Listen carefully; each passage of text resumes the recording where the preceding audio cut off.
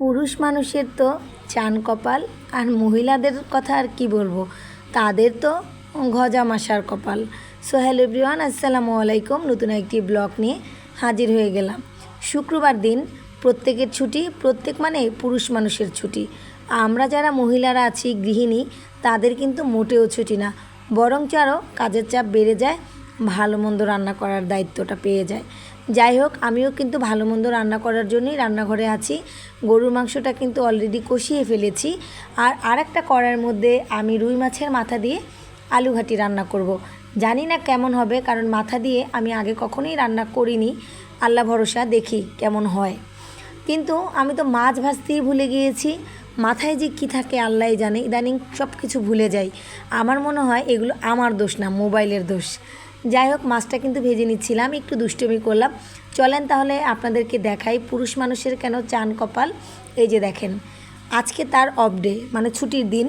সে বসে বসে তার মেয়ের সাথে দুষ্টুমি করছে, তার মেয়ে মোবাইল দেখছে, সেও বসে বসে টিভি দেখছে। এই যে দেখেন, প্রমাণস্বরূপ আপনাদেরকে দেখিয়ে দিচ্ছি। যখন সে টিভি দেখবে না, তখন সে মোবাইল দেখবে। টিভি অথবা মোবাইল, এটাই হচ্ছে তার ছুটির দিনের একটা পার্ট। আর আমার পার্টের কথা আর কী বলবো, এই যে পানি ভরছি, রান্না করছি, থালা বাসন মাজবো, এটা হচ্ছে আমার জীবনের প্রতিদিনেরই পার্ট। আমার না, প্রত্যেকটা মেয়েরই। যাই হোক, পুরুষ মানুষ বলে কথা, তাদের তো একটু সৌভাগ্য না হলে চলেই না। আর আমরা মহিলারা এসেছি তো থালা বাসন মাজা ধোয়া করার জন্য, ঠিক না? এরপরে আমি এই যে বারান্দায় চলে এসেছি, কাপড় চোপড় নিব।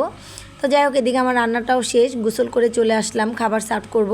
তো আজকে ছোটো মাছ ভাজা করেছিলাম, ভাত রান্না করেছি, আলুর ঘাটি রান্না করেছি, গরু মাংস রান্না করেছি, সাথে সালাদ করেছি।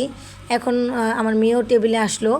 তো তার আরেকটা সমস্যা কি জানেন, এই যে দেখেন, আমি এই সবগুলো এনে সামনে দিয়েছি, প্লেট এনে সামনে দিব, কিন্তু তারপর আমার হাজব্যান্ড চুপচাপ বসে থাকবে, দুইটা হাত গুটিয়ে।